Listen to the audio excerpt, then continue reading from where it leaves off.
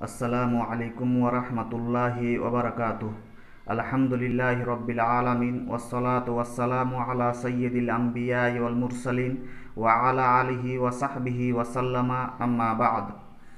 আজকে আমি সুনানে নাসাই কিতাবুত তাহারাত হাদিস নম্বর 16 এবং 17 আপনাদের সামনে আলোচনা করব। এর আগে আমি 1 থেকে নিয়ে 15 পর্যন্ত আলোচনা করেছি। আন আব্দুর রহমান বিন আবি কোরাদিন قال خرجت مع رسول الله صلى الله عليه وسلم إلى الخلاء وكان إذا أراد الحاجة أبعد। এটা হচ্ছে হাদিস নম্বর 16। হযরত আব্দুর রহমান বিন আবু কোরাদ থেকে বর্ণিত, তিনি বলেন, আমি রাসূলুল্লাহ সাল্লাল্লাহু আলাইহি ওয়াসাল্লামের সঙ্গে আমি ময়দানে ছিলাম, অর্থাৎ মাঠে ছিলাম, এবং আল্লাহ রসুলের যখন কাজায়ে হাজাত করার ইচ্ছা হতো, অর্থাৎ পেশাব ও পায়খানা করার ইচ্ছা হতো, তখন আল্লাহ রসুল দূর চলে যেতেন। এই হাদিস হচ্ছে হাদিস 16 নম্বর তারজামা। এই হাদিস আপনি সুনানে ইবনে মাজা কিতাবুত তাহারাত হাদিস নম্বর 334 মধ্যেও পেয়ে যাবেন। হাদিস নম্বর 17। আন মুগীরা বিন শুবাহ আন্নান নাবিয়্য সাল্লাল্লাহু আলাইহি ওয়াসাল্লাম কানা ইজা জাহাবাল মাজহাবা আবআদা قال فجحب لحاجته وهو في بعض أسفاره فقال ائتني بوجوه فأتيته بوجوه فتوجأ ومسح على الخفين। এটা হচ্ছে হাদিস নম্বর 17।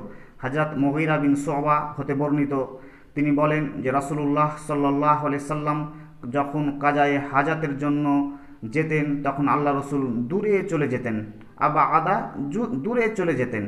কালা, তিনি বলেন, ফাজাহবা লে হাজাতিহি ওয়াহুয়া ফি বাজ আসফারিহি। এক সফরের মধ্যে আমি রাসূলের সঙ্গে ছিলাম এবং আল্লাহ রসুল কাজায়ে হাজাতের জন্য গেলেন। ফাকালা, আমাকে বললেন, এই তিনি বে উজুয়ে, উজুর জন্য পানি নিয়ে এসো, আমার কাছে উজুর জন্য পানি নিয়ে এসো। ফাআতাইতুহু বে উজুয়ে ফাতাওয়াজ্জা, আমি আল্লাহ রসুলের কাছে পানি নিয়ে গেলাম, আল্লাহ রসুল উজু করলেন। ও মাসাহা আলাল খুফাইন, এবং মুজার উপরে মাসা করলেন। এটা হচ্ছে হাদিস নম্বর 17 তারজমা। এই দুই হাদিস থেকে, এই হাদিসটি আপনি 17 নম্বর হাদিসটি আপনি আবু দাউদ কিতাবুত তাহারাত হাদিস নম্বর 1 মধ্যে পেয়ে যাবেন। এই দুই হাদিস থেকে আপনি বুঝতে পারলেন যে পেশাব ও পায়খানার জন্য মানুষকে দূরে চলে যেতে হয়, অর্থাৎ মানুষ জানে মানুষের লজ্জার স্থান দেখতে না পায়, তাই আল্লাহ রসুল দূরে চলে যেতেন। আজকের জমানায় দূরে যাওয়ার প্রয়োজন নেই, কারণ মানুষের প্রত্যেক বাড়িতে মানুষের কাছে পেশাব ও পায়খানার জন্য আলাদা করে ঘর করে রেখেছে, তাই ওই রুমের মধ্যে, ল্যাট্রিনের মধ্যে আপনি পেশাব ও পায়খানা করাটা সব থেকে উত্তম। এবং আল্লাহ রসুলের যুগে আল্লাহ রসুল দূরে চলে যেতেন, যেন মানুষেরা জানে লজ্জার স্থান মানুষের এক অপরের জানে।